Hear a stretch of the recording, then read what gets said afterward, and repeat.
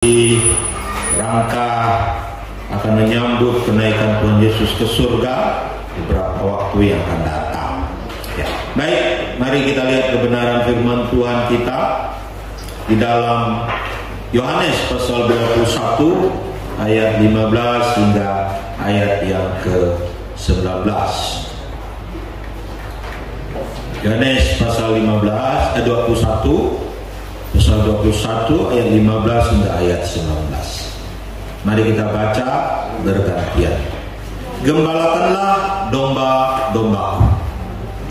Sesudah sarapan, Yesus berkata kepada Simon Petrus, "Simon, anak Yohanes, apakah engkau mengasihi aku lebih daripada mereka ini?" Jawab Petrus kepadanya, "Benar Tuhan, engkau tahu bahwa aku mengasihi engkau."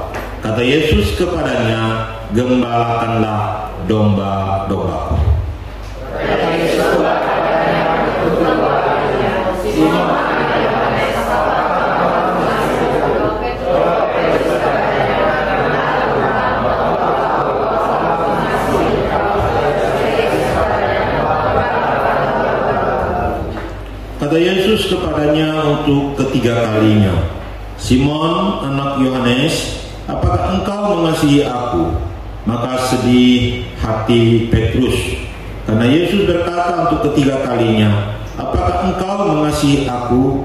Dan ia berkata kepadanya, "Tuhan, engkau tahu segala sesuatu.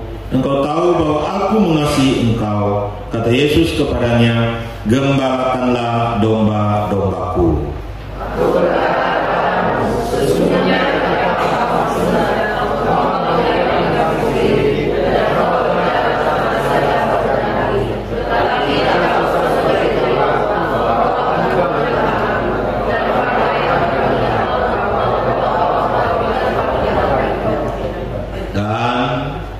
ini dikatakannya untuk mengatakan bagaimana Petrus akan mati dan memuliakan Allah.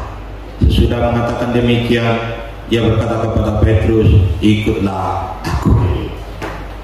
Saudara-saudaraku yang dikasihi oleh Tuhan Yesus, dari kebangkitan Tuhan Yesus dari antara orang mati, kita melihat masih ada beberapa peristiwa untuk menyambut di mana Yesus akan naik ke surga, yaitu penampakan diri Tuhan kepada murid-murid. Saudara-saudaraku yang dikasihi oleh Tuhan Yesus, penampakan diri Tuhan Yesus kepada murid-murid mempunyai maksud yang tertentu, saudara-saudara. Bahkan kepada pribadi lepas pribadi yang tertentu. Minggu lalu kita sudah belajar bagaimana Thomas dipulihkan oleh Tuhan imannya. Tapi hari ini kita mau melihat restorasi kasih daripada Petrus kepada Tuhan Yesus. Pembaharuan kasih daripada Petrus. Saudara-saudaraku yang dikasihi oleh Tuhan Yesus, mari kita melihat, saudara-saudara, sebenarnya Tuhan Yesus, apa yang diinginkan Tuhan Yesus dalam kehidupan saya dan saudara-saudara. Apa yang Tuhan inginkan dalam kehidupan kita sebenarnya. Saudara-saudaraku yang dikasihi oleh Tuhan, apakah Tuhan ingin harta kita? Apakah Tuhan ingin rumah kita? Apakah Tuhan ingin hidup kita dan seterusnya? Apa yang Tuhan inginkan dalam kehidupan saya dan saudara-saudara? Saudara-saudaraku yang dikasihi oleh Tuhan Yesus, Allah adalah kasih, saudara-saudara. Maka Allah menginginkan kasih di dalam kehidupan saya dan saudara-saudara. Dia menginginkan kasih dalam kehidupan kita. Saudara-saudaraku yang dikasihi oleh Tuhan, kasih yang bagaimanakah yang diinginkan oleh Tuhan dalam kehidupan saya dan saudara-saudara? Apakah kasih seperti seorang pemuda berpacaran seperti seorang kakek dan nenek yang duduk di bawah pohon. Saudara-saudaraku yang dikasihi oleh Tuhan, mari kita mau belajar dari seorang yang bernama Petrus, yang disebut sebagai batu karang, seorang yang dimana gereja dibangun di atasnya. Bagaimana kita lihat Petrus sebagai seorang pemimpin umat, pemimpin daripada para rasul-rasul yang ada saat ini. Kita mau belajar pada hari ini, saudara-saudaraku yang dikasihi oleh Tuhan, kasih yang diinginkan oleh Tuhan dalam kehidupan saya dan saudara-saudara adalah kasih yang tertinggi sifatnya, saudara-saudara. Kasih yang melebihi segala-galanya dalam kehidupan saya dan saudara-saudara. Inilah kasih yang dituntut oleh Allah dalam kehidupan kita. Mari kita lihat, dikatakan di dalam ayatnya yang ke-13. Sesudah sarapan Yesus berkata kepada Simon Petrus, "Simon anak Yohanes, apakah engkau mengasihi aku?" Dan kasih yang dituntut di sini adalah mengasihi aku lebih daripada mereka ini.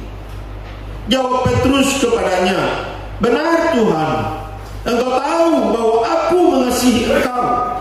Kata Yesus kepadanya, "Gembalakanlah domba-domba." Saudara-saudaraku dikasihi oleh Tuhan, Yesus bertanya kepada Petrus sampai 3 kali dia bertanya, "Apakah engkau mengasihi aku?" Saudara-saudara.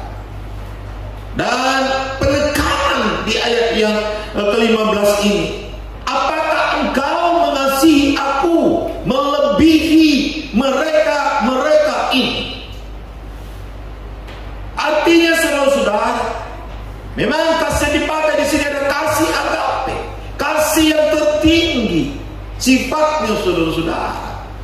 Nah, saudara-saudara pun dikasihi oleh Tuhan, Allah ingin kita mengasihi melebihi yang lain-lainnya, saudara-saudara.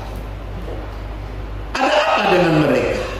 Dan siapa mereka yang disebut oleh Yesus? Bahwa Petrus harus mengasihi Allah melebihi mereka ini.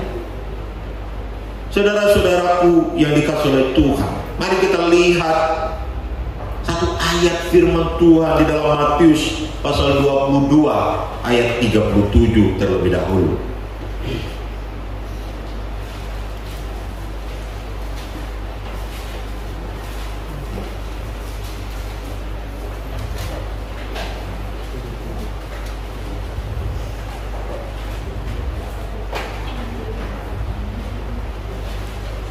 Mari kita baca bersama-sama ayat firman Tuhan ini. 1, 2, 3.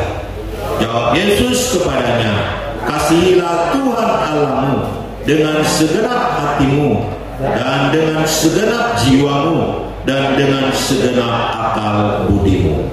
Saudara-saudaraku yang dikasihi oleh Tuhan, Allah ingin kita mengasihi Dia melebihi segala-galanya, dengan segenap kekuatan kita, dengan segenap akal budi kita, dengan segenap jiwa kita. Berarti ini adalah kasih yang tertinggi sifatnya, saudara-saudara, melebihi yang lain-lainnya. Kembali kepada Petrus, siapa mereka yang disebut mereka ini? Di situ ada teman-teman Petrus. Petrus pasti mengasihi teman-temannya ini. Tetapi Yesus berkata, "Apakah engkau mengasihi aku lebih daripada engkau mengasihi teman-temanmu?" Yesus ingin kasih yang lebih tinggi. Dia ingin Petrus mengasihi dia lebih daripada Petrus mengasihi teman-temannya. Siapa mereka di sini? Mereka di sini mungkin sahabat-sahabat Petrus. Dari ke-12 rasul itu pasti ada yang jadi sahabat Petrus. Karena sudah 3,5 tahun berjalan bersama, suka duka bersama, tidur mungkin bersama, makan bersama, bahkan mengalami saat-saat sangat berbahaya pun bersama-sama. Ketika mereka berada di dalam perahu hampir tenggelam dan mereka bersama-sama di situ. Arti kata orang, suka duka dijalani bersama-sama. Dan ketika orang sudah menjalani suka duka bersama-sama, maka mungkin akan timbul kasih sayang satu dengan yang lainnya. Akan timbul itu kasih satu dengan yang lainnya. Makanya disebut sebagai sahabat antara satu dengan yang lainnya. Makanya saudara-saudaraku dikasihi oleh Tuhan, pasti di antara 12 rasul ini Petrus ada yang menjadi sahabatnya di situ.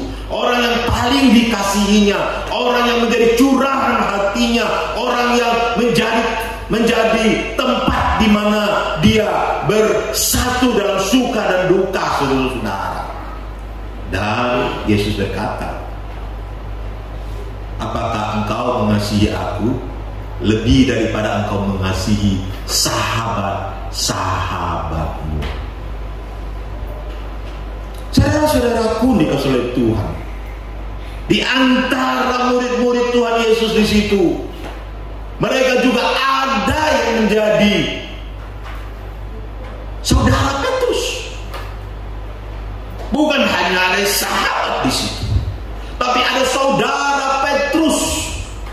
Andreas ada saudara Petrus, saudara. Saya yakin Petrus mengasihi saudaranya ini, mencintai saudaranya ini. Tapi Yesus berkata kepada dia, apakah engkau mengasihi aku melebihi engkau mengasihi saudara? Saudara-saudaraku dikasihi oleh Tuhan, saya pikir ini sudah cukup menjadi wakil bahwa Yesus menuntut kasih yang tertinggi di dalam kehidupannya. Mengasihi Tuhan melebihi mengasihi teman. Mengasihi Tuhan lebih daripada mengasihi sahabat. Mengasihi Tuhan lebih daripada mengasihi saudara-saudara, keluarga, bapak, ibu, anak, istri dan sebagainya. Saudara-saudaraku yang dikasihi oleh Tuhan, tetapi ironis, kadang-kadang banyak orang yang gara-gara teman meninggalkan Tuhan. Gara-gara teman, gara-gara sahabat, dia lebih mendengar kata sahabat-sahabatnya, akhirnya dia meninggalkan Tuhan. Banyak orang yang meninggalkan Tuhan gara-gara bapak ibunya, gara-gara saudara-saudaranya, dia meninggalkan Tuhan, saudara. Dan yang ironisnya lebih lagi, kadang-kadang bukan gara-gara bapak mamanya yang masih hidup, saudara, tapi gara-gara bapak mamanya yang sudah meninggal. Sudah meninggal pun masih membawa pengaruh yang hebat dalam hidup dia. Ketika kita bertanya, kenapa kamu tidak percaya Tuhan Yesus? Saya nggak bisa percaya Tuhan Yesus. Kenapa? Karena saya masih mau merawat bapak mama saya. Ya, kalau bapak mamanya masih hidup, masih sudah jadi orang tua yang perlu dikasih makan, tidur dan sebagainya, sih mungkin masuk di akal.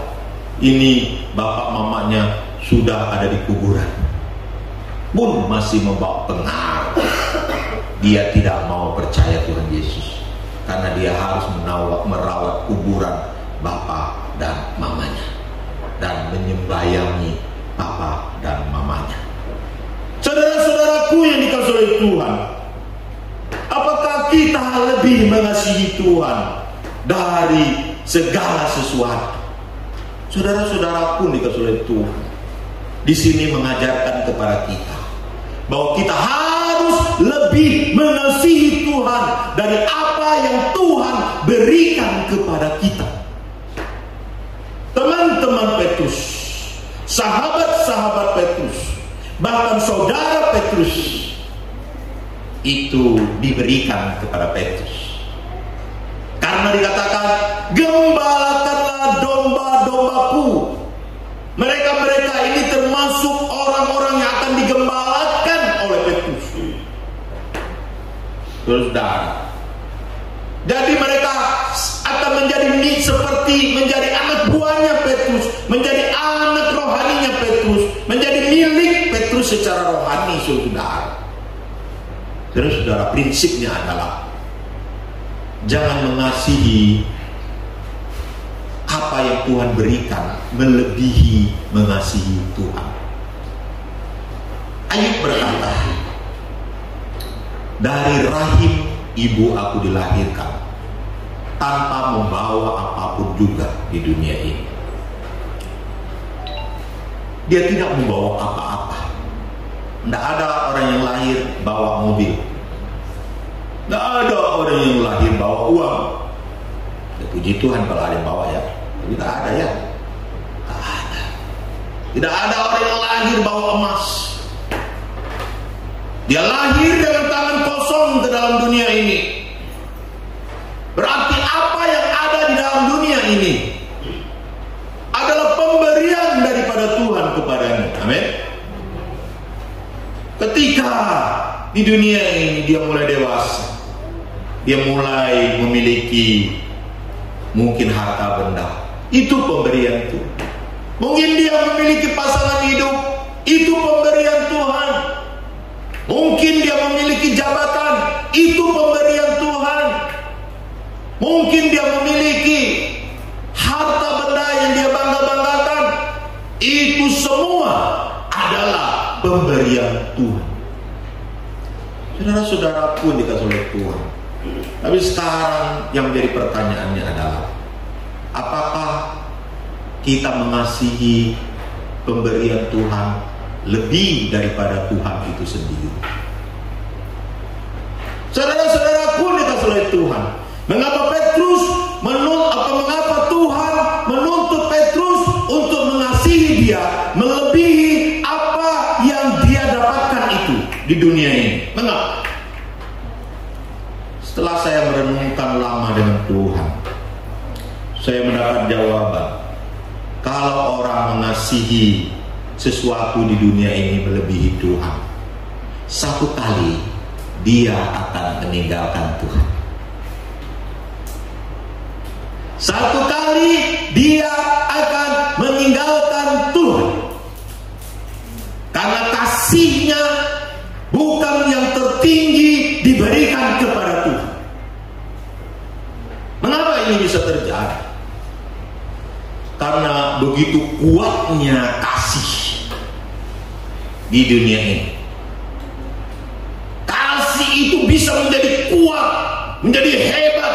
Dan kasih itu bisa mengontrol dia, mempengaruhi dia, bahkan bisa membuat dia meninggalkan Tuhan gara-gara kasih itu sendiri. Saudara-saudara pun dikatakan oleh Tuhan. Ada pepatah mengatakan apa? Dari mana datangnya cinta? Dari mana? Dari mata turun ke hati. Ketika kita melihat uang, kita mulai suka dengan uang itu, betul? Kita mulai mencintai uang itu karena cinta mulai bertumbuh. Setelah kita melihat dan kita mencintainya, kita mulai menggunakan uang itu. Kita bisa beli baju ibu-ibu, ya kan? Model-model macam-macam. Bisa juga catok rambut warna merah, kuning, hijau, putih, macam-macam, dekat bakiang, ya kan? Catok sana sini.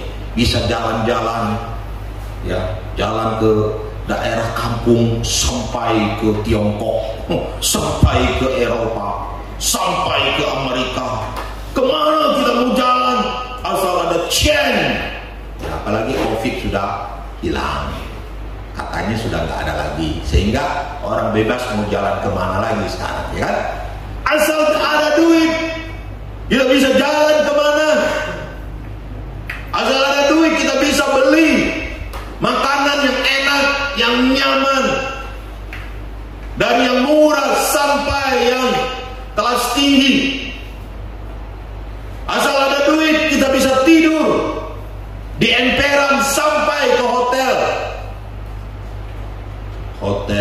bintang 9. Ya, hotel bintang 9 itu hotel apa? Sakit kepala. Nyut gitu. Bintang 9, ya kan? Nah, artinya terlalu banyak keluar duit, jadi sakit kepala. Saudara-saudaraku dikasih oleh Tuhan, asal ada duit, mau beli mobil kayak apa saja bisa. Bahkan banyak orang berkata, wanita di dalam kocek laki-laki. Asal ada duit, mau cewek bentuk apa saja bisa. Ya, mudah-mudahan tidak ada yang prinsip seperti ini bapak-bapak ya. Ini ya. Juli Van Ho. Anh pengen Van Ho itu cingit toh. Asal mau tai ji. Ini sebenarnya melecehkan perempuan ya. Saudara-saudaraku yang dikasihi oleh Tuhan Yesus, asal ada duit, sehingga akhirnya kita mencintai duit lebih daripada Tuhan, saudara-saudara. Mengasihi uang lebih daripada Tuhan. Apakah betul mencintai Tuhan atau mencintai duit? Kalau hari ini disuruh pilih, di sini ada Tuhan, di sini ada duit 1 miliar atau 1 triliun, mana yang engkau pilih? Mana yang dipilih? Tuhan atau duit? Tadi pagi jemaat pilih dua-duanya. Bingung saya. Saya bilang nggak bisa dua-duanya, harus pilih satu. Seandainya engkau disuruh pilih duit atau Tuhan,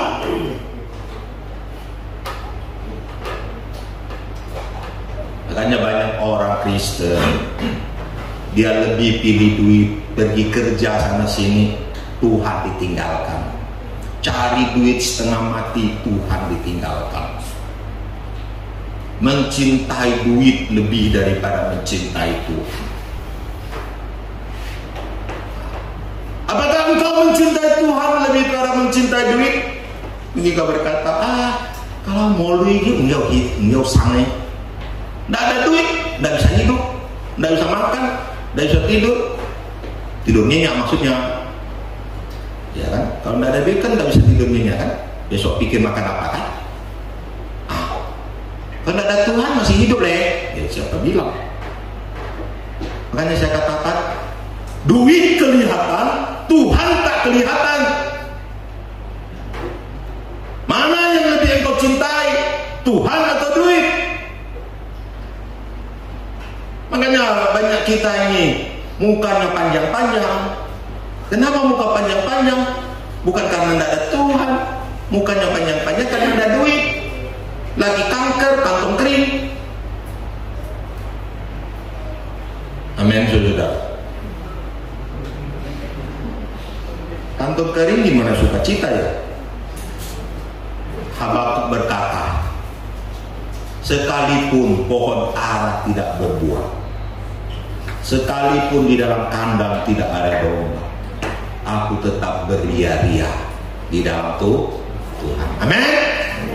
Beri semangat dulu untuk kita.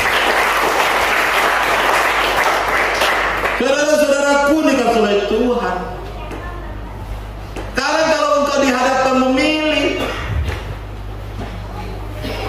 apakah engkau lebih mencintai Tuhan atau mencintai istrimu? Nah, iman, Pak Kalwi.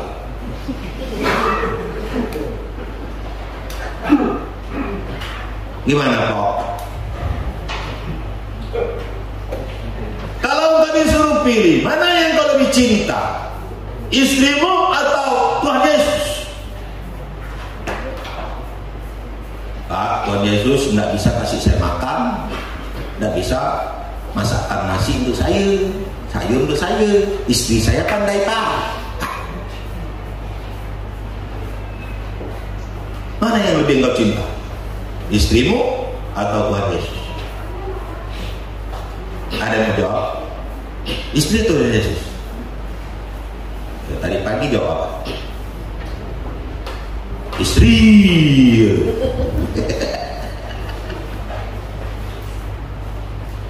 Apalagi kalau istrinya cantik, Tuhan Yesus sudah kelihatan. Ya, Tuhan Yesus berkata, apakah engkau mengasihi aku melebihi apa yang saya telah berikan kepada?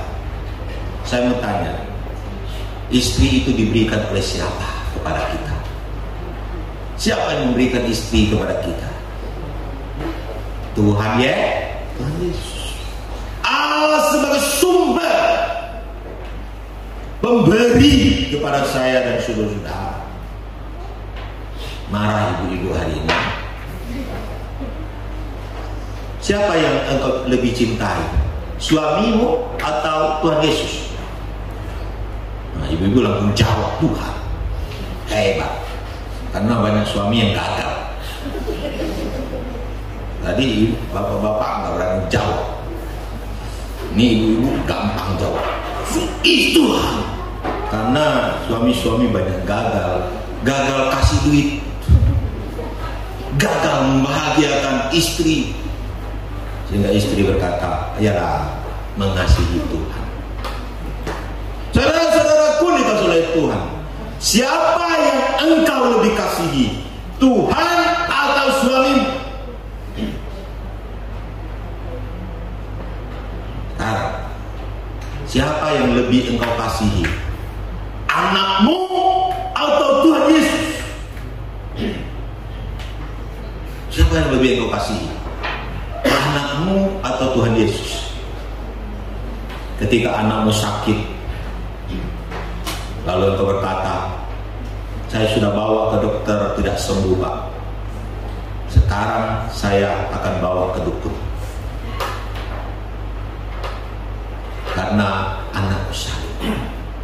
Padahal kita tahu firman Tuhan berkata, itu menjadi sebuah kecelakaan, itu menjadi sebuah kecemburuan dari Tuhan, mendatangkan murka Tuhan. Tapi karena kita mencintai anak kita melebihi mencintai Tuhan, akhirnya kita pergi ke dukun-dukun itu. Karena kita mencintai istri kita melebihi mencintai Tuhan, akhirnya ketika istri berkata jangan ke gereja, kita pun ikut jangan ke gereja. Jangan percaya Tuhan, kita pun akhirnya tidak percaya Tuhan. Karena kita mencintai suami kita lebih daripada Tuhan. Ketika suami berkata hari ini libur ke gereja, kita pun ikut libur ke gereja. Apalagi kalau suami berkata hari ini kita shopping di mall, ibu-ibu kesempatan untuk cari baju yang cantik-cantik, padahal itu adalah hari Minggu di mana kita harus beribadat pada Tuhan. Saudara-saudaraku yang dikasihi oleh Tuhan, mana yang lebih kita cintai? Istri kita, atau suami kita, atau anak kita, atau harta kita, atau apapun yang Tuhan berikan kepada kita? Makanya kadang-kadang saya melihat ada orang yang berdoa banyak, mungkin untuk supaya tokonya maju, supaya keuangannya luar biasa, tapi Tuhan tak beri-beri. Mungkin Tuhan sudah tahu nanti kalau saya beri, dia akan tinggalkan saya, karena dia lebih mencintai uang daripada saya. Mungkin banyak orang yang berdoa untuk mendapatkan pasangan hidup tapi tak dapat. Mengapa? Mungkin Tuhan sudah pikir Nanti kalau dia dapat pasangan hidup, dia akan tinggalkan saya. Ada orang yang berdoa untuk dapat anak, betul, akhirnya Tuhan beri dia anak. Tapi ketika dia dapat anak, dia mulai kata, Tuhan, aku nggak bisa ke gereja lagi karena saya nih hamil, sering mual-mual, jadi saya nggak ke gereja. Susah Tuhan. Nanti diteriak-teriakin, anak saya dengar dari bayi, dari perutnya. Pak, saya teriak, dia dengar. Nanti dia terkejut. Nah, akhirnya nggak ke gereja. 9 bulan nggak ke gereja, 8 hari. Akhirnya anaknya lahir. Dia mulai malas-malasan. Nggak ada apa-apa lah, nggak ke gereja.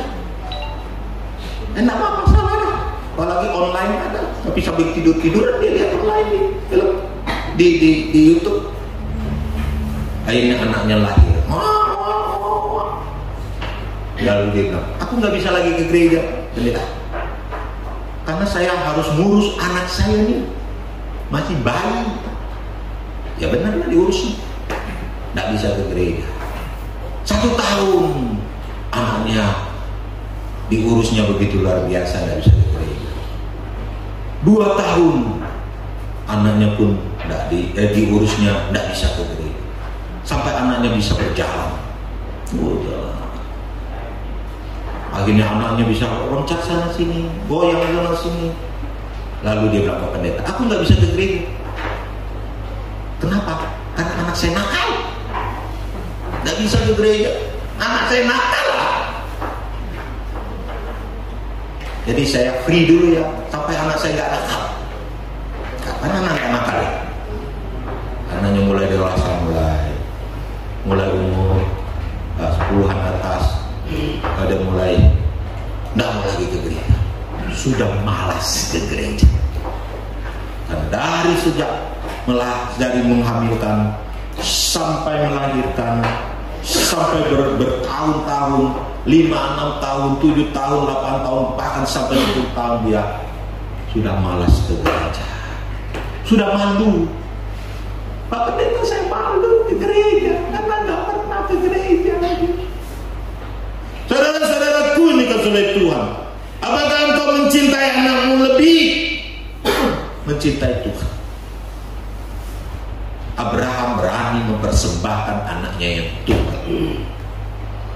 Makanya kadang-kadang apa yang kita kasihi melebihi itu mengasihi Tuhan, Tuhan buat itu semua terjadi. Tuhan ambil apa yang kita kasihi itu. Mengasihi diri sendiri melebihi mengasihi Tuhan. Tuhan buat kita sakit supaya kita mengerti bagaimana mengasihi Tuhan. Tidak semua sakit karena Tuhan buat. Tapi kalau kita mengasihi tubuh kita, nyawa kita, hidup kita lebih daripada Tuhan, kita tidak layak bagi Tuhan. Amin, saudara. Saudara-saudaraku yang dikasihi oleh Tuhan Yesus, kasih yang bagaimanakah yang diminta oleh Tuhan dalam kehidupan saya dan saudara-saudara adalah kasih yang melebihi segala yang Tuhan berikan. Jadi pada prinsipnya begini, kita jangan mengasihi pemberian Tuhan lebih daripada Tuhan itu sendiri. Jadi mengasihi Tuhan lebih daripada apa yang Tuhan berikan kepada kita. Kalau begitu Tuhan tidak mau kasih kita.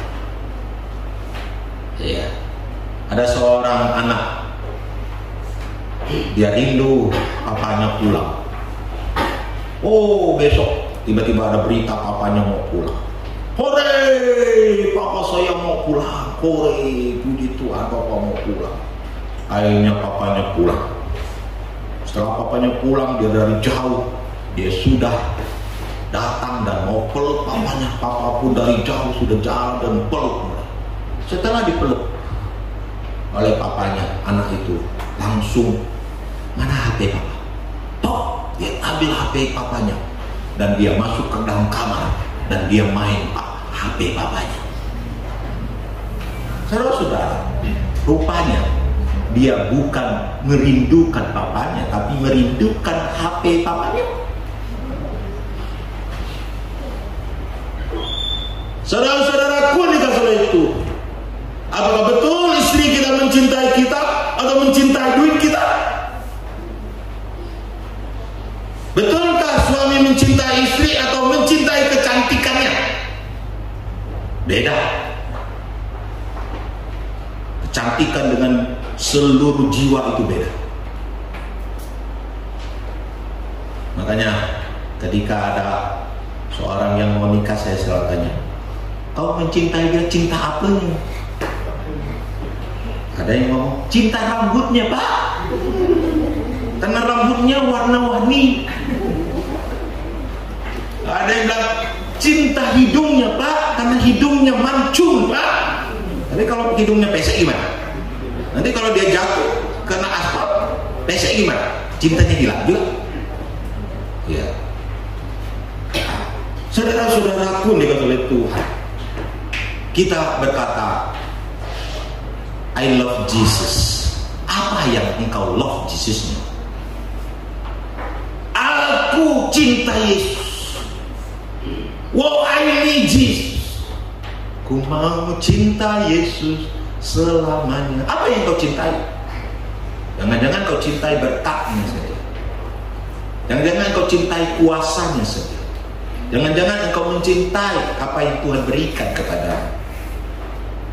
Jangan-jangan engkau hanya mencintai apa Allah itu baik saja. Cinta itu bersifat perfect, bersifat seluruh. Kalau engkau hanya mencintai Allah itu baik, baru engkau cinta. Satu kali engkau merasa Allah itu tidak baik, engkau tinggalkan Tuhan. Ketika doamu tidak dijawab oleh Tuhan, engkau tinggalkan Tuhan. Ya. Allah itu memang baik. Ya doa. Tetapi kita mencintai Allah lebih daripada Allah itu baik. Karena ada bagian-bagian lain daripada Allah itu sendiri yang kita cintai dalam kehidupan saya dan saudara. Yang kedua, kasih yang bagaimana? Yaitu kasih yang setia sampai akhir. Saudara-saudaraku yang dikasihi oleh Tuhan, dikatakan, aku berkata kepadamu, sesungguhnya ketika engkau masih muda, engkau mengikat pinggangmu sendiri, dan engkau berjalan kemana saja kau hendaki. Tetapi jika engkau sudah menjadi tua, engkau akan mengulurkan tanganmu, dan orang lain akan mengikat engkau dan membawa engkau ke tempat yang tidak kau kehendaki. Saudara-saudara, ini menggambarkan cinta Petrus, kasih Petrus kepada Tuhan sampai akhir hayat hidupnya. Sampai mati pun dia memuliakan Tuhan dengan kematiannya. Inilah yang dituntut oleh Yesus dalam kehidupan Petrus, yaitu mengasihi dia dari sejak dia mengenal Yesus sampai dia mati sekalipun, dia tetap mengasihi Yesus. Makanya ditanya sampai 3 kali kepada Petrus, saudara. Walaupun dengan kasih yang akhirnya diturunkan kadarnya dari agape kepada storge dan seterusnya, tapi Yesus tetap menginginkan kasih yang kontinu, kasih yang tetap. Makanya dalam Wahyu dikatakan, kamu telah meninggalkan kasih yang mula-mula. Artinya Tuhan ingin kasih yang mula-mula itu terus menerus sampai akhir hayat kita. Bapak-bapak, apakah engkau mengasihi istrimu masih dengan kasih yang mula-mula? Hai bapak-bapak, bangun. Hai ibu-ibu, apakah engkau masih mengasihi istrimu, suamimu seperti waktu engkau pacaran dengan kasih yang mula-mula itu, atau sekarang engkau berkata cepat-cepat matilah kau, lo kutsi kayak isi lah, nah amnau itu mungkin. Apakah kasihmu masih seperti kasih yang mula-mula ketika engkau pacaran, suami istri, atau sudah terkikis dengan kehidupan yang ada sehingga kasihmu pun sudah berkurang dan hampir habis seperti api yang tinggal 5 watt saja? Mengasihi Tuhan harus continue sampai akhir hidup kita. Saya mengiringi Yesus, saya mengiringi Yesus sampai selama-lamanya. Meskipun saya susah menderita dalam dunia, saya mengiring Yesus sampai selama-lamanya. Selama-lamanya kita mengasihi Yesus sampai akhir hayat kita. Ku mau cinta Yesus selamanya. Ku mau cinta Yesus selamanya. Meskipun badai silih berganti dalam hidupku, ku tetap cinta Yesus selamanya. Badai itu bisa berupa kita kehilangan orang yang kita cintai, istri kita, suami kita, anak kita. Apakah kita tetap mencintai Yesus walaupun kita telah mengalami badai kehidupan seperti itu? Badai itu bisa berupa ketika kita mengalami kebangkrutan, ketika usaha kita mulai mundur, ketika usaha kita bangkrut. Apakah kita tetap mencintai Tuhan, mengasihi Tuhan dalam hidup ini? Badai itu bisa berupa penyakit yang menyerang hidup kita, bahkan kata dokter tidak ada lagi obat untuk kita. Apakah kita tetap mengasihi Tuhan Yesus? Saudara-saudara, saudara-saudaraku yang dikatakan oleh Tuhan, apapun yang terjadi dalam hidup kita, kita tetap harus mengasihi Tuhan, kontinuitas mengasihi Tuhan. Jangan jadi kapal selam, jadi orang Kristen. Ketika ada acara Paskah, mulai dia muncul di gereja, muncul, lalu tenggelam lagi, hilang. Lalu ada kenaikan Tuhan Yesus, muncul lagi, naik lagi, muncul lagi mukanya di gereja, lalu tenggelam lagi, tenggelam lagi. Lalu ketika Natal datang, muncul lagi, muncul lagi dia. Selesai Natal, lalu Paskah datang, muncul lagi dia. Lalu ketika ditanya, kenapa kamu kayak gini? Saya ini agen rahasia Allah. Saudara-saudaraku yang dikasihi oleh Tuhan, mengasihi Tuhan perlu kontinuitas, saudara. Tuhan tidak suka. Bahkan dalam Wahyu dikatakan orang yang suam-suam kuku, panas tidak panas, dingin tidak dingin, dilempar oleh Tuhan. Amin. Lalu kali ada satu keluarga, tiba-tiba mati lampu di rumahnya, lalu tiba-tiba hidup. Lalu mereka, puji Tuhan, lampu hidup. Tidak lama mati lagi lampunya. Aduh, pusing lagi mereka. Tiba-tiba hidup lagi, puji Tuhan, lampu sudah hidup sekarang. Bukakan TV, lalu setengah jam kemudian mati lagi. Lalu mulai sunyi senyap. Lalu muncullah papanya berkata, kalau begini hidup mati, udah saya hidup lagi, mati saya. Kalau Kalau hidup mati, rusak itu komporku, rusak itu alat elektronikku, rusak itu TV-ku, rusak itu AC-ku. Saudara-saudara, kalau hidup kita seperti kapal selam, hidup kita seperti lampu disco seperti itu, Tuhan akan buang kita. Amin. Kasih kita harus konsisten. Konsisten, tetap sampai selama-lamanya. Dalam kondisi apapun juga kita mengasihi Yesus. Beri semangat dulu. Terakhir, singkat saja yang terakhir. Kasih yang bagaimana? Yang diminta oleh Tuhan. Tuhan ingin tindakan kasih. Itu dia. Kasih memang berhubungan dengan perasaan. Betul, tidak salah. Kalau tidak ada perasaan bukan kasih namanya. Tapi kasih juga harus ada tindakan.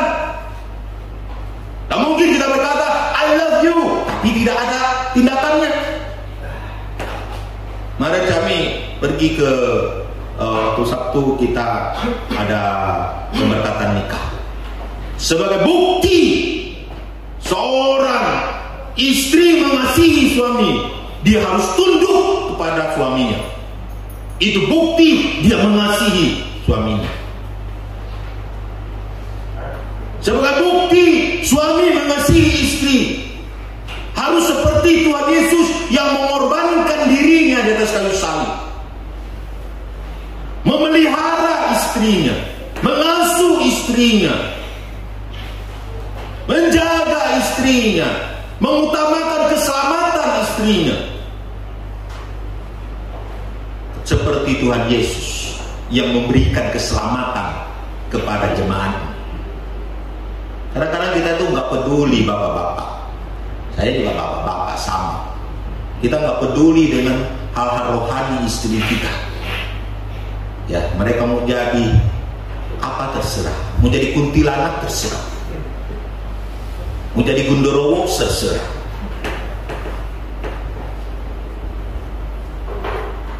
Tidak, harus ada bukti di dalam kasih. Amin. Alay boleh tanya Bu Alay, apakah engkau mengasihi aku lagi? Nanti pulang kau harus buat ini untuk aku ya.